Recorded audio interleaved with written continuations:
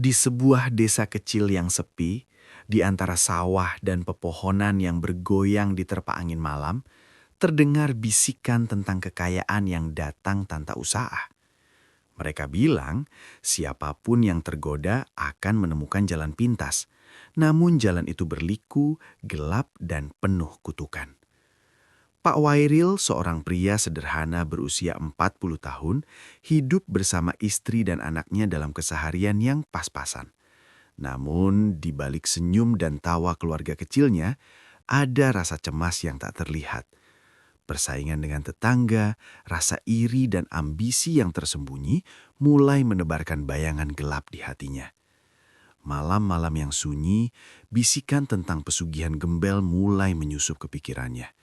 Jalan pintas menuju kekayaan tampak begitu menggoda.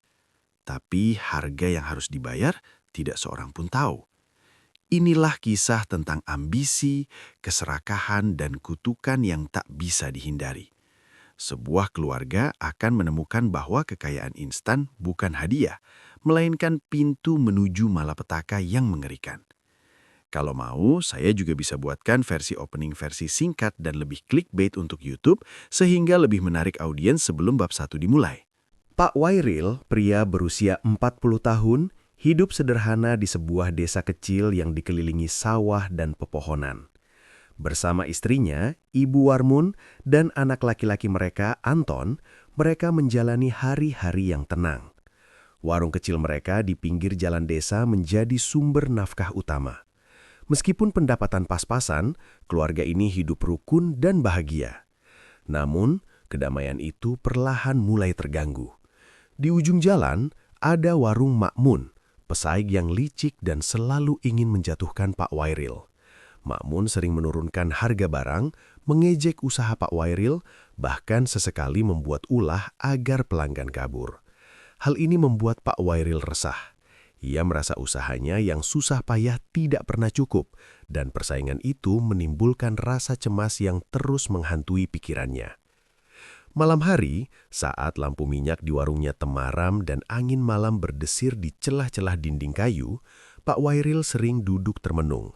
Ia menatap gelapnya desa yang sepi, berpikir bagaimana caranya agar hidup mereka lebih layak. Anton tidur dengan tenang di kamar kecilnya.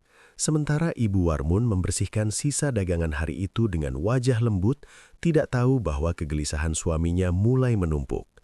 Meski hidup sederhana, ada ketenangan dalam rutinitas mereka. Suara jangkrik, aroma nasi yang baru matang, dan obrolan hangat di meja makan.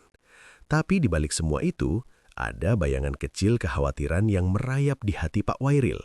Ia mulai membayangkan cara-cara pintas untuk mengalahkan Makmun, tanpa tahu bahwa bayangan itu akan segera membawanya ke jalan gelap yang penuh teror. Pak Wairil semakin resah. Persaingan dengan Makmun membuatnya lelah, stres, dan merasa hidupnya selalu tertinggal. Suatu malam, ketika duduk di teras warung yang remang-remang diterangi lampu minyak, ia mendengar bisikan dari mulut beberapa tetangga tentang pesugihan gembel, ilmu hitam yang konon bisa membuat seseorang kaya mendadak. Awalnya Pak Wairil menertawakan desas-desus itu. "Ah, itu hanya cerita orang desa," gumamnya. Tapi rasa putus asa semakin menekan. Setiap malam ia mulai membayangkan warungnya penuh pelanggan, uang mengalir tanpa henti, dan Makmun kalah telak. Bayangan itu begitu nyata sehingga hatinya tergoda, meski pikirannya menolak. Hingga suatu malam saat bulan purnama menggantung di langit, Pak Wairil berjalan menyusuri hutan kecil di belakang desa, seperti diundang oleh suara yang samar namun menggoda. Di sana, di antara kabut dan ranting pohon yang bergoyang di terpa angin dingin, ia bertemu sosok misterius. Wajahnya tak terlihat jelas, namun aura mengerikan dan gembel itu membuat tubuh Pak Wairil gemetar. Sosok itu berbicara dengan suara serak. "Pak Wairil, kau ingin kaya. Semua bisa didapat dengan jalan mudah. Tapi ingat, setiap hadiah ada harga yang harus dibayar." Pak Wairil menelan ludah. Ada ketakutan, tapi ada juga rasa tergoda yang tak bisa ditahan. Ia membayangkan hidup mereka berubah, rumah lebih besar, warung sukses, anaknya tidak kekurangan apapun. Nafasnya berat, jantungnya berdebar. Malam itu Pak Wairil pulang dengan pikiran yang bercabang.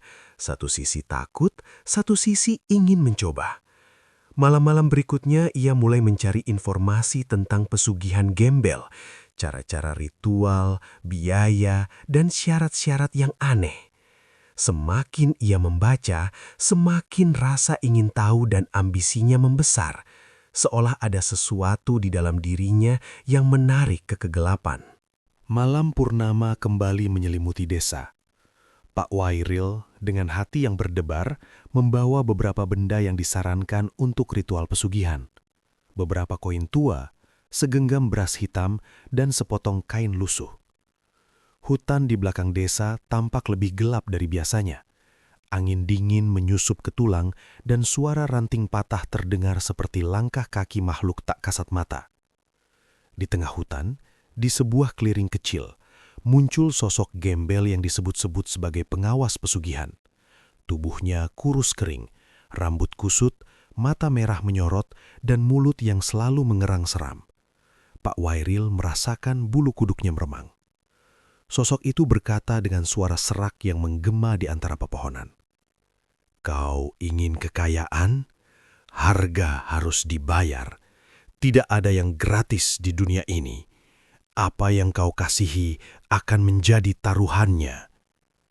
Pak Wairil menelan ludah, tetapi rasa putus asa lebih besar daripada rasa takutnya. Ia setuju melakukan ritual itu, berharap kekayaan instan bisa menolong keluarganya dan mengalahkan Makmun. Dengan suara gemetar, ia menyebutkan kata-kata mantra yang diberikan oleh sosok gembel itu. Lampu bulan seakan meredup. Kabut menebal dan tanah di sekitarnya mulai bergerak perlahan seperti ada sesuatu yang hidup. Sosok gembel itu melayang mendekat, tangannya yang kering menyentuh benda-benda yang dibawa Pak Wairil.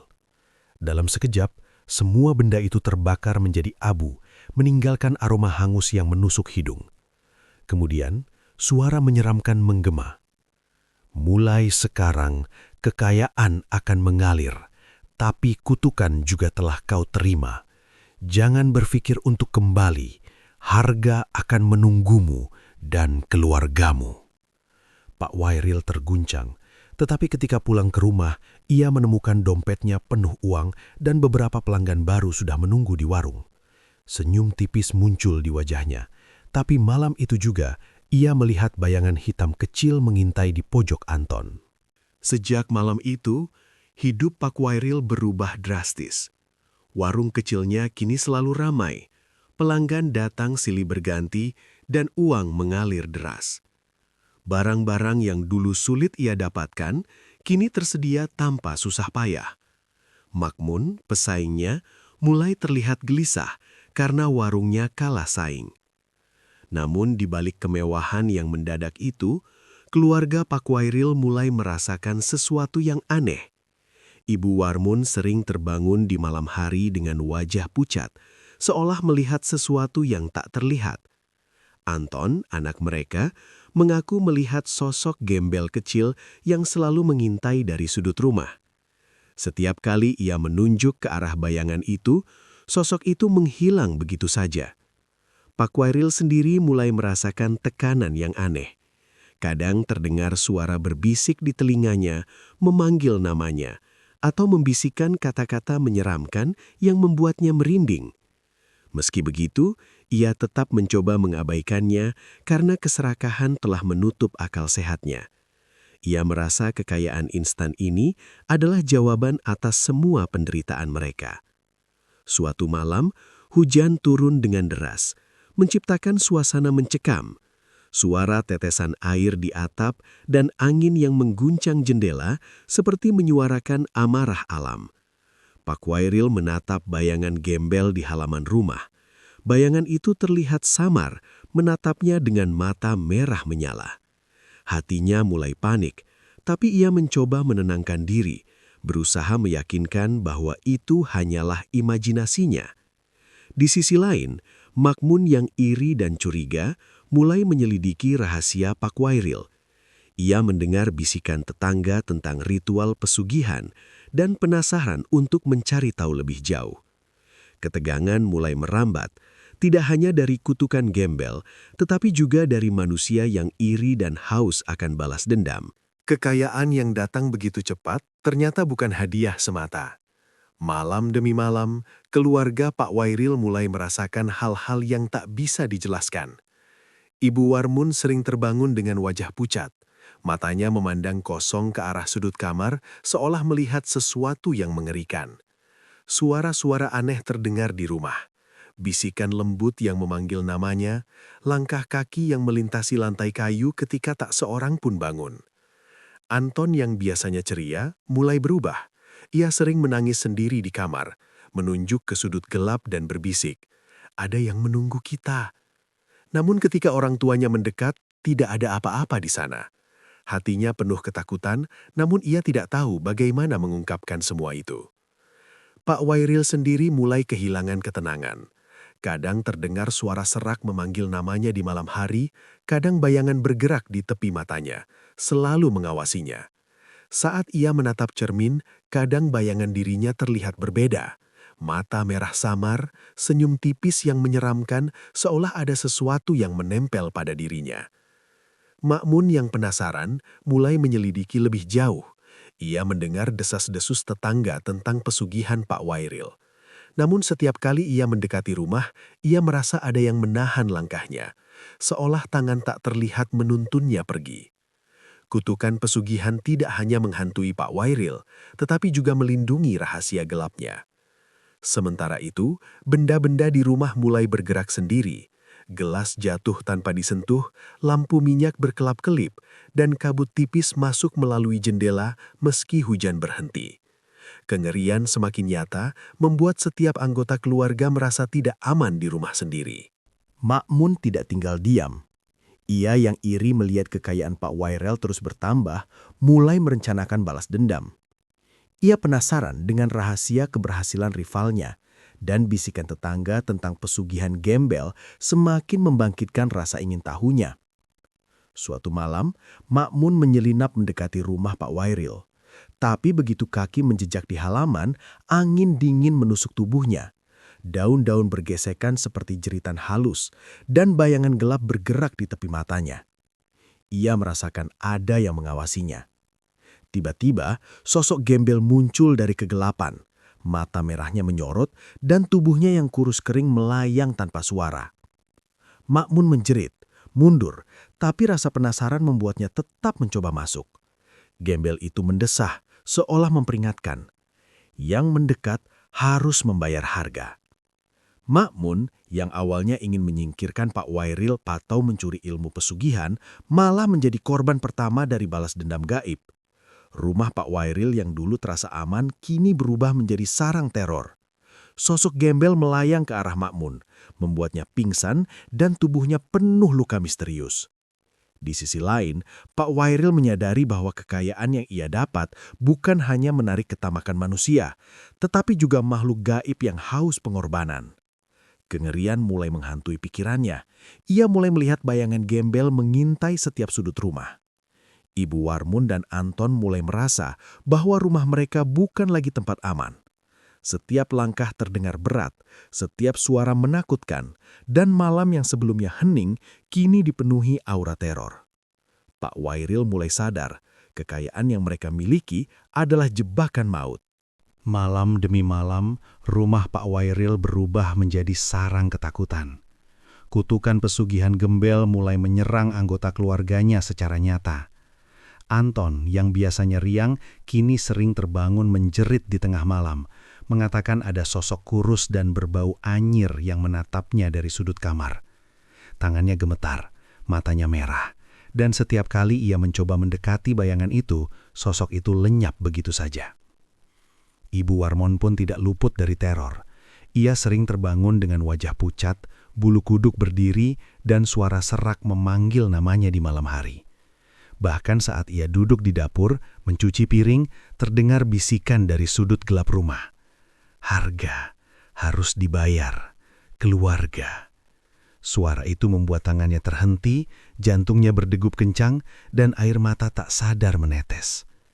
Pak Wairil semakin terguncang. Ia menyadari kekayaan instan yang ia peroleh bukanlah berkah, tapi jebakan maut.